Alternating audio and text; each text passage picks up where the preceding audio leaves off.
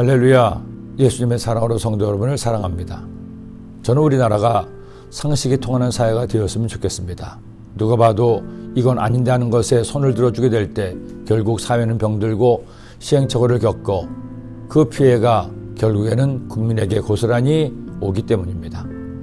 오늘 말씀에 나오는 이스라엘 백성들도 마찬가지였습니다. 이스라엘 민족의 리더였던 모세는 하나님의 명령에 따라 시내산에 올라가 율법의 말씀을 받습니다. 모세가 시내산에 올라갈 때 하나님의 인자하심을 모든 백성이 보았고 그들은 두려워 떨며 하나님을 경배했습니다. 그런데 시내산에 올라간 모세가 40일이 다 되도록 내려오지 않습니다. 그만 백성들이 걱정하기 시작했죠. 그들은 애굽에서 인도해낸 모세가 없으니 그들의 내일이 걱정됐기 때문입니다. 백성들은 아론에게 몰려가서 이렇게 요구합니다. 백성이 모세가 산에서 내려오며 더딤을 보고 모여 백성이 아론에게 이르러 말하되 일어나라, 우리를 위하여 우리를 인도할 신을 만들라.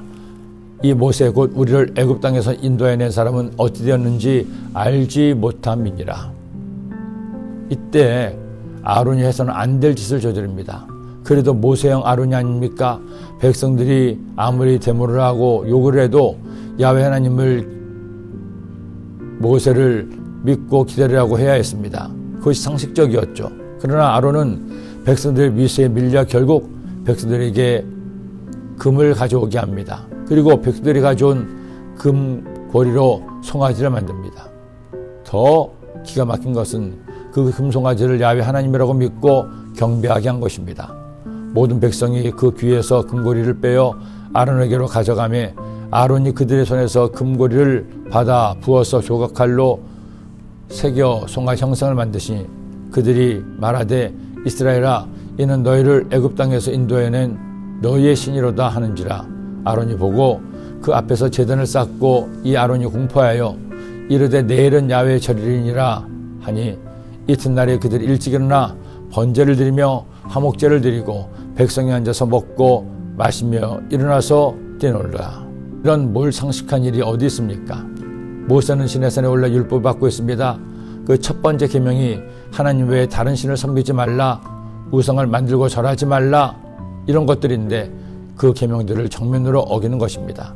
앞으로 전개될 이스라엘 민족의 앞날을 보는 것 같은 참담한 장면이 연출된 것이죠. 이런 사실도 모르는 모세에게 하나님께서 진노하신 말씀하셨습니다. 이스라엘 백성을 진멸하시겠다는 겁니다.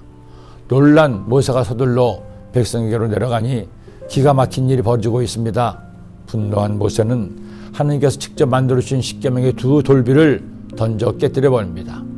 그리고 우상 숭배에 앞장선 3,000명이 죽음을 당합니다. 일어나서는 안 될 일이 일어났기 때문이죠.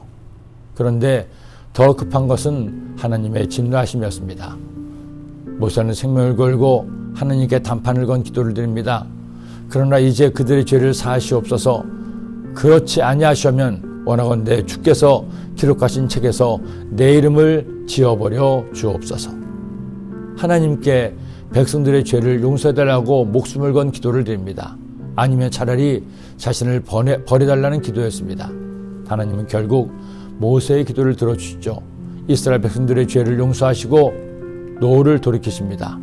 몰상식한 이스라엘 백성이 아니라 상식적이요, 아니 상식을 초월한 모세를 본받는 우리가 되어야 할 것입니다.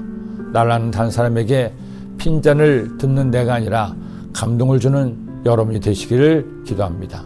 기도드립니다. 사랑해 주님 감사합니다. 오늘도 주신 말씀 마음에 꼭 새겨서 말씀 따라 살아감으로 주님이 기뻐하시는 삶을 살게 하시고 내일 복된 주일날 주께 나와 주님을 예배함으로 저희들의 매일의 일상이 주님과 동행하는 삶이 되게 하여 주옵소서. 예수님의 이름으로 기도드립니다. 아멘.